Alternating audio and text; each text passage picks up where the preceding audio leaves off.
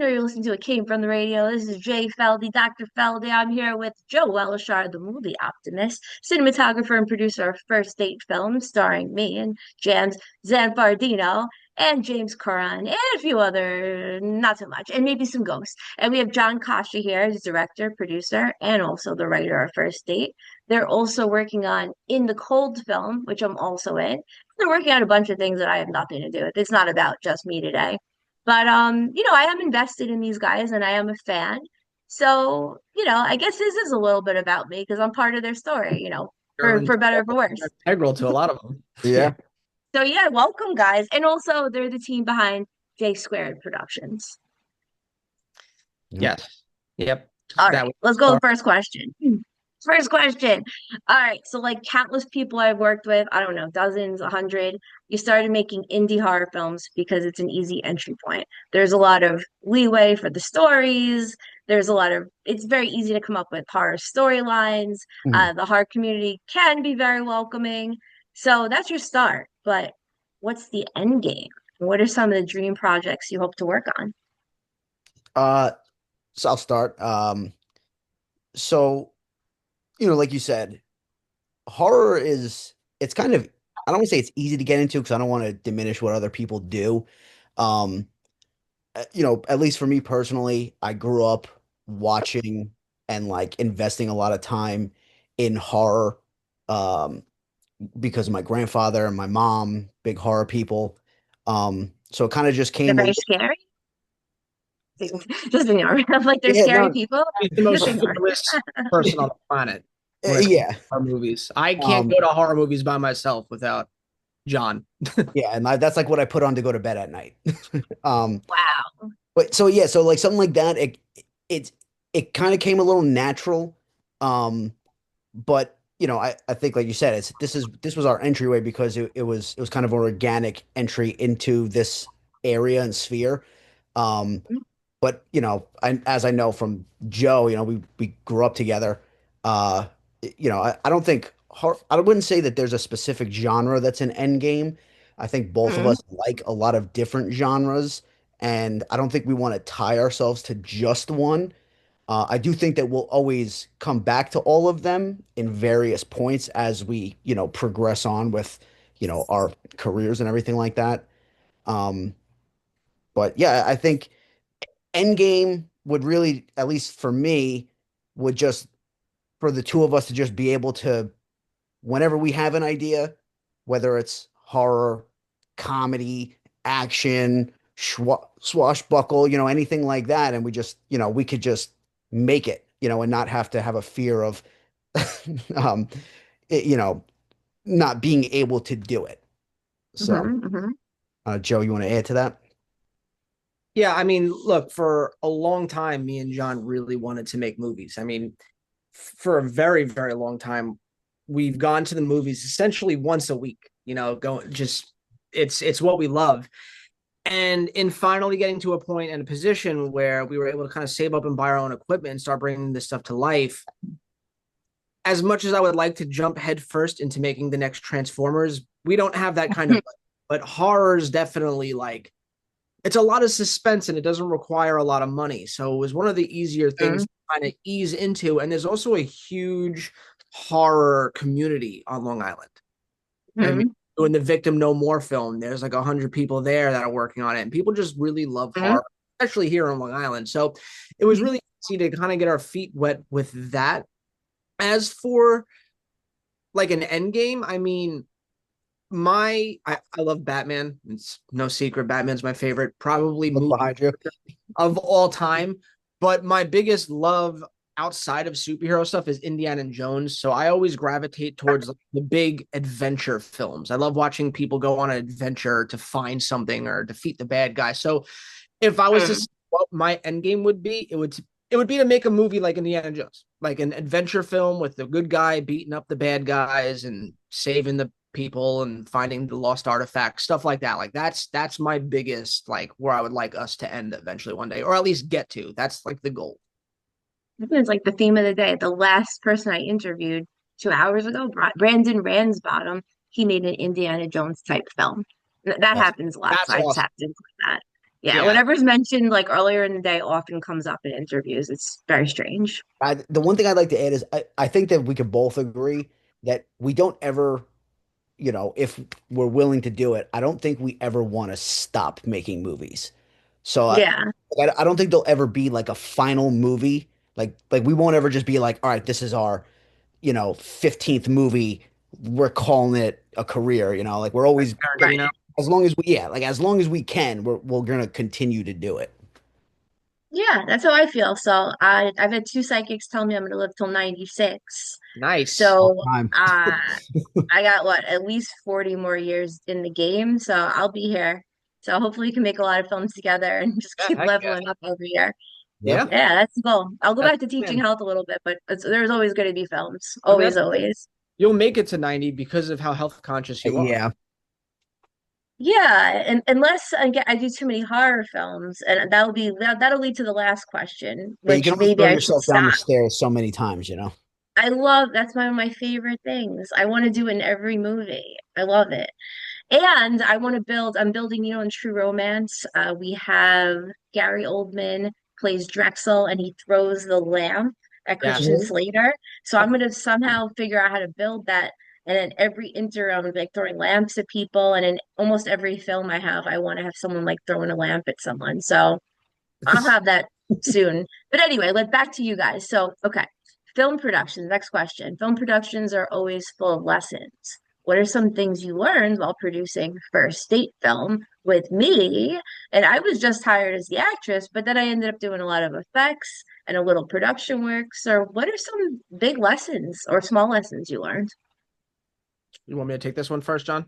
Yeah, good. A couple lessons, one of them being pre-production. Pre-production. Don't ever go into any scenario not prepared for what you're going to do because you'll spend way too much time trying to figure it out rather than just Mhm. hitting the ground running. And me and John took a lot of time pre-visiting this. I mean, we got photos of your house and videos, and like we used a Right? software to build your house in this program and virtually put the camera in different positions and know exactly where we were going to go before we ever got to your house. One of the Hmm. other things I think we took away from it is patience. As much as you want to get all 50 shots that day, the more you rush through it, the more you're going to have to do it again anyway. And Yeah. I think the most important thing that we learned on the set of First Date that I would like to apply is the rehearsal of stunt work. Hmm. Because Yeah. although we should have had you guys practice it quite a few times before going into it, because although in the edit, especially, we were able to make it very enjoyable on the day of asking people to do things for the first time that they weren't aware of. It took more time rehearsing there than it would have if we rehearsed prior and we could have just went right into True. it. And I think as a True. focus going forward, we should 100%, if there's going to be a big action set piece, rehearse it a lot. Mhm. It's very important. It's one thing to have a scene where someone holds a gun up at someone and shoots them. It's pretty simple, but throwing punches, getting thrown to the floor, kicks, getting slammed up against a wall, it's not something you can just get first try, unfortunately. So Yeah, that, to raise a guy over my head, which I've never done in any film or yes. in real life. I did grab a guy by his shirt in fifth grade, and very cinematically, it ripped all the way down the middle. He tried to kiss me. I'd never kissed anyone in fifth grade, and I'm like, "Oh my God, what are you doing?" What? Ah! And then it just right down the middle, slit. So, aside from that, I've never really grabbed anyone and lifted them over my head. So, but we didn't really need practice for that. That works. You had a lot Uh, of stunts though. You had the you slammed him on the floor, you threw him Oh onto the yeah. floor from the couch, you dragged him into the bedroom. So over Yeah. we made it work and it worked out well, but I feel like it would have been 20% better if we rehearsed a couple times is all I'm saying. yeah, not Yeah. even that, but I think also that specific scene in particular, um, if we like, because obviously the script was written beforehand, so we kind of wrote it a certain way, and then had we known, and not as a good or bad thing, but had we known what everyone's limitation was beforehand, Hmm. what everyone's strengths are, their weaknesses in regards to said action scenes and everything, then I think we probably could have reworked it a little bit. So Mhm. that's definitely something that I think, at least going forward in some of these other projects that we're currently working on, that we were conscious of. It's because Yeah, yeah, you don't want to plan for one thing and then the day of you get there and you're like, oh man, actually, so and so can't get ragdolled around that much because they have a bad back or something like that. Uh, right. I will say one thing. We did a lot of actual like rehearsing of the script. So I think when Mhm. we got to set that like the line delivery and everything That one's smooth. Yeah. was pretty smooth. Yeah. Um Everyone knew their lines. yeah, it's that wasn't really anything we had to worry about at like day of shooting. Um Mhm. but yeah, I definitely agree. It's practice and understanding people's limitations before we get to set is definitely Yeah. not something that we learned like in the thick of it, unfortunately. Yeah, like you wanted to put the smash me over the head with the wine bottle, and I was cool with that. But then someone on set, I don't think it was you guys, I think it was Frank, asked me to put the wine bottle up my butt. And then I was like, I don't know. And that was one of What? my limitations. No, I'm just kidding. I'm just kidding. I'm just kidding. That nothing. Sherry wouldn't be asked to do that. But anyway, I was like, was I Joe, concussed getting hit in the head with that Sherry, bottle? I don't what? remember Sherry that. would have killed Frank for I that. will say one thing. When I put the wig on and I said, James, you need to follow through with the hit. Please I've stop. had this Ah, I've had this done before. And I guess instinctually it's he did it, but then he hit it and didn't follow through. Got ah, nervous. And I was like, I get it. You were nervous because you've never done that before. But I said, James, you got to follow through with this because we only have one right, bottle to do this with. right.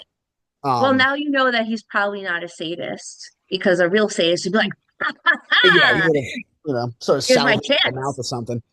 Yeah, One more quick thing that I think we yeah. all valuable lesson on. I've heard this before on movie sets. I know you definitely have too, John. But everyone says, like, especially if you're not paying the big bucks, Mhm. make sure everyone's fed. And I think that we kind of learned that too the hard way because there was a lot of times where we were filming late into the night and Mm. James was like, I'm starving. I need to eat something. And Oh, we literally had to stop and order pizza, you Yeah. know? oh, Not that that's like a bad thing for like, I'm not saying like he did that like maliciously. Like he's got to yeah, eat. yeah. We should have Right. been prepared with food. We should have went there with cold cuts or something so that we didn't stop production. And you know what I'm saying? Make sure there's Yeah. snacks, water for everyone in case you're getting thirsty, stuff like that. Like You know that's what? important. On most productions, I agree with you. You're right. Almost every actor would agree, and they'll get hungry, and then they kind of like look to the production team, like, "Hey, are you gonna feed me?" This Mm, is what I've noticed. But when it comes to me, I'm a different animal. That's why I'm a freaking weirdo.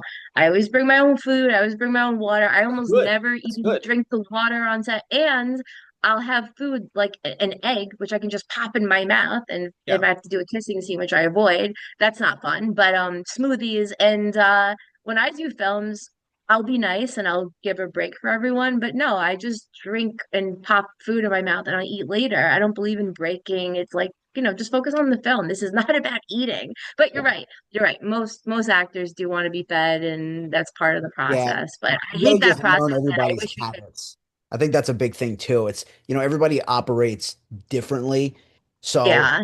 just, you know, there's obviously people from First Aid and some of these other projects that I think we would definitely work with again, or we are currently or have recently. Right, right. There's other people where it's very like not that we wouldn't work with them, but Mhm. it becomes very project specific for certain people. Like I could Yeah. see them specifically for these roles, and I think you're gonna always learn that with any new person you work with. Mhm. But yeah, that was definitely one that I think over the last couple projects was important. Well, one of you guys, someone's writing a script.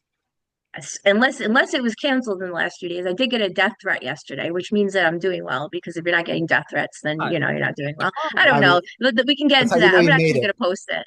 It's very strange, and it's from someone who's like very reputable and has a website and all that. And I got a death threat, but but the point is, one of you guys is writing like a Blade-like vampire script for me. So yeah, I'll have to have rehearsals for the Like both physicalities. of But us. when it comes to feeding me, you don't have to feed me. And like Dylan on the Airwaves film brought me to a location with no bathroom. I actually don't need a bathroom because I'm very happy peeing in a bottle. So you don't have to feed me and you don't really have to have a bathroom. So that makes it easier for, most actors require a bathroom and food. All right, moving on. So we know which the lessons are. Now on a little more positive sign, movie optimist, Joe. What are some things that you'd love to repeat? What are some things that went right and things that you want to do again on other films? You're like, we want to do this on every film. We have to repeat this one. Oh, I love capturing, this is gonna sound so weird. I love violence in movies. I'm like a big Okay. like Nicholas Winding Refn with Only God Forgives and Drive. I just like capturing like raw, like physical like action. I love action scenes, stuff like that. And I had a lot of fun doing the fight scenes for First Date. I think we all had a lot of fun doing the big brawl with Joe Holiday, James's character in The Cold of Night. That was probably my favorite day on set, was seeing that come together. I like, for me, a fight scene is almost like a very well choreographed dance. And Mhm. once it's perfected and you're seeing it unfold, it just feels very rewarding. Whereas in like, as much as I love like a dialogue heavy scene where you're getting some intense exposition through drama, for me, where it all lies is the fun of the action. It's what's kind of like, what is the intense dialogue leading to? What's the payoff to that? And like in an Mhm. Indiana Jones movie, it's usually Indiana Jones punching the Nazi in the face. So that's something that I want to keep incorporating, and I want to make each new film have something more and more exciting in it. Mhm. Like, I don't know if I'm the guy to just make an entire movie of two people just sitting there talking. Like for me, I'm all about like when I go to watch a movie, I need to be thrilled the whole like through it. But it doesn't have to be consistently, but Yeah. the talking stuff needs to lead to something that's going to excite me and want to throw popcorn in my face. And Yeah. I just love doing all the stunt work with everybody, and that's definitely something that I'm going to want to keep incorporating into these films. And they're only getting bigger and bigger. I mean, we went from the fight scene in your apartment between you and James, your house between you and James, to an even bigger fight scene in an alleyway with more people, to me and you were briefly talking about that, Blade like project where Yeah. dismembering a bunch of people's fake limbs with a sword. So it's only getting bigger and Yeah. bigger, so I that's love something it. I'd like to keep incorporating. But what about you, John? And you're doing a great job and you do cool edits. And I just watched your weapons edit and I've been stalking some of your YouTube page. So at the rate you're going, you're going to be able to do some really cool scenes. So I'm looking forward, as a That's fan the plan. just to see. Yeah, Thank very you. cool. What say you, John? John. I mean, I I do love the action. Um, it's gratifying when it gets done right, which is Hmm. also, obviously, Joe knows that like it's not easy because like you said, it's a choreographed dance, but obviously brutal. So Hmm. that is really hard to do. And when you stick that landing, it's really gratifying. Um, I personally, I'm a huge dialogue guy. My favorite director is Tarantino, the way he writes and everything like that. And I would love to do something in that vein who he kind of mixes the ultra violence with the top-notch dialogue. Which is why I think we make a great team, because then It- we balance, yeah. Like like where I'll lack in dialogue, you make up for it. one of my favorite scenes out of any of his movies specifically is the bar scene in Inglorious Bastards with Hmm. Michael Fassbender, Diane Kruger, and all them. Card game, the cards on the It's head. yeah, like that scene alone is such high level writing mixed with the directing and the tension. And although there's no actual fighting, There it, is the end. there isn't, well, it's gunfire and all that stuff. It's just, to me, that was one of the most like tension driven scenes in the whole movie. And to be able to accomplish that without not actual violence, because like I said, there is the gunfight, but all the tension leading up to that is a skill in itself. And I think, in First Date, um, we started building that through, I don't want to give too much away, obviously, from the park into the house and everything. Um, I think there's a lot of tension, not so much tension because it's more of a detective, mystery on In the Cold of Night. Um, and now this other script that we're going to be going into later on in the year, is very tension driven, and I think that's kind of what not that I value it the most, but that is like personally uh where I would like to continue to build on as well. So we have 3 minutes left. I have a lot more questions. I'd love to have you guys back. I'd love to do maybe a less censored interview that's maybe not for the radio. So we got like 2.5 minutes. Last question. I just read your scripts, the We Were Brothers. I loved it. It really enhanced my day. It was the first script I read, the only script I read today, and I really enjoyed it and I loved it. And I don't know, I guess I'm more of like a comedy. At the end of the day, I'll watch like comedy or documentary stuff. I'm not really watching drama or horror. I have enough of that in real life. But I was really hooked and I wanted to know what the heck was happening. And there was like jealousy involved. So anyway, could you each just briefly, I guess in a minute and a half each, tell us what you're working on or just anything you want us to know? Final closing thoughts. I'll start with you, John, again. Yeah, we were brothers. The second draft of the script is done. We're getting feedback. Me and you talked about it earlier today, which was very helpful. Thank you. Um, I love I'm it. glad you liked it. So we got that going on. That's so we have uh we have we were I'm sorry, we have In the Cold of Night that Joe spearheaded, and we're currently working on that. We're almost finished. We got a little bit more. I'll let him talk more about that. But we're also concurrently working on like it's like in the same vein as Home Alone, but it's more of like a R-rated version, um, which is going to be a lot shorter. Um, so that's kind of like we're kind of working on those two things simultaneously. But the big projects obviously are In the Cold of Night. That's the big one. And then the next big one is We Were Brothers. Those are going to be much longer, a lot more plot and everything like that. So that's kind of the two main things that we really got in the pipeline. And then, like I said, we have the Home Alone one that we're working on like right now, which we should be finished hopefully within the next couple weeks.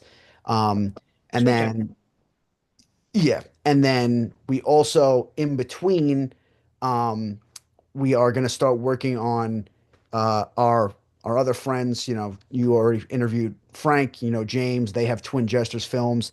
We're like co-producing a found footage film. Uh, Cool. we should also have done by the end of the year sometime. Well, I'd like to have you back and just talk about the We Were Brothers, even though I have nothing to do with it other than reading the script. I love it. I have a lot to say about it. And I've been in a very similar situation where I've had a boy stolen from me. But that's a whole nother thing of people stealing things from you and whatever. That's kind So of we the got to point close too. out. Is that like It's a it's great very storyline. relatable. So. Yeah, well, yeah. Joe, final thoughts. I mean, John summed it up perfectly. It's one of the biggest problems with being somebody that loves movies like an art form is where we're doing In the Cold of Night right now. We're gonna do We Were Brothers. We're doing the Home Alone project. We also have like a fun fan film of Ghostface from Scream thing coming out around Halloween. We're working with Twin Jester Films on some of their projects, one of them being a horror found footage thing that takes place in the woods with a bunch of people in the 90s going camping. And on top of that, me and you also talked about how I have this, Blade idea that we all want to bring to life. And then there's just a million ideas. And I think the point I'm trying to make is it's just really hard for me to imagine a world where like I never want to make a movie, and I'm sure you feel the same way going back to what you said before, because like even right now we have like 50 ideas that we want to bring to life, and it's Right. just sitting in a queue waiting to be able to bring it to fruition. And I'm Yeah. happy that we're here because one of the things that me and John kind of really realized quickly was in order to bring this stuff into fruition and make it a reality is we got to meet people. We got to meet like-minded people that want to be involved in all this. And that's why we met you. That's why we met Frank. That's why we met James. That's why, try talking to Sean Quincy King, and it's just about Yeah. networking. And that's really kind of one of, outside of making the movies, our main focus is meeting more like-minded people. And that's, I feel like, the ultimate goal right now is to just meet other people that want to Yeah. help us. And in Meet return, them. me and Yeah. John will help anybody else with anything that they need on their projects. It's all about networking. Yep. Yeah. Yeah. Meeting them, psychoanalyzing them, finding all their red flags within 30 seconds or within an hour or so, and then incorporating them where they need to be. That's one thing. Because I've met a lot of people, but it's like I find in the last 5 years or 10 years, I gotta really figure out exactly how much they're going to be involved or at all right away. Because you get a lot of surprises with people. You'll find out, drug addictions What's and our red flag? lateness I'm problems, curious. Do we have any red Was that? flags? No, no, honestly, there's really nothing. I'm like, you got to be careful with these guys. Like, no, no, there's really So no, there's one thing which is great. I'll be real quick, I promise. There's one thing Yeah. that I think we also learned in this process is that, when you're the actor, or if you're just the cinematographer, or if you're, just the makeup or whatever, um, you could react a certain way, you could do a certain thing. But when you're the creator and like the producer, and you're the one putting the money up, it, you almost have to be very flexible. You have to, Hmm. there could be 15 people on set, and you have to kind of, be able to mold yourself to each individual person you come in contact with, Yeah. which is, it's not always easy, but it's something that, I think that we both figured out that we had to learn, because it's, you might have a different perspective on something than somebody else. And Right. if you're uncomfortable with something, or they're uncomfortable with something, or if they say something, it's sometimes you got to bite your tongue. Sometimes you need to know when to speak Hmm. up. Sometimes you Definitely. know when to kind of bridge the gap between people, and it's not easy. It's definitely not Hmm. easy. But that's one thing that I think also is just like, it's like one of the most important things as like, Collaboration. as the producer, is the collaboration, Yeah. and being able to keep the cohesion and stuff like that. Right. You got to speak multiple languages. One of my best friends in DC spoke 5 languages. So we'd go out partying then, I wasn't like such a workaholic like I am now, but we could party with anybody, German people, Jordanian people, Italian people, because I could only speak English and Spanish, but she spoke every language. The only problem with her is that she pissed off a lot of people and she got into fights really easily, which is my closing thought for this interview. You don't want to get into fights. You don't want to be a hothead on set, and you want to speak as many languages as you can and have every single love language, use that to your advantage. Because if you only speak one language, you're gonna have a really hard time communicating on set. On that note, we are way over time. And now back for more. It came from the radio with Mark Torres.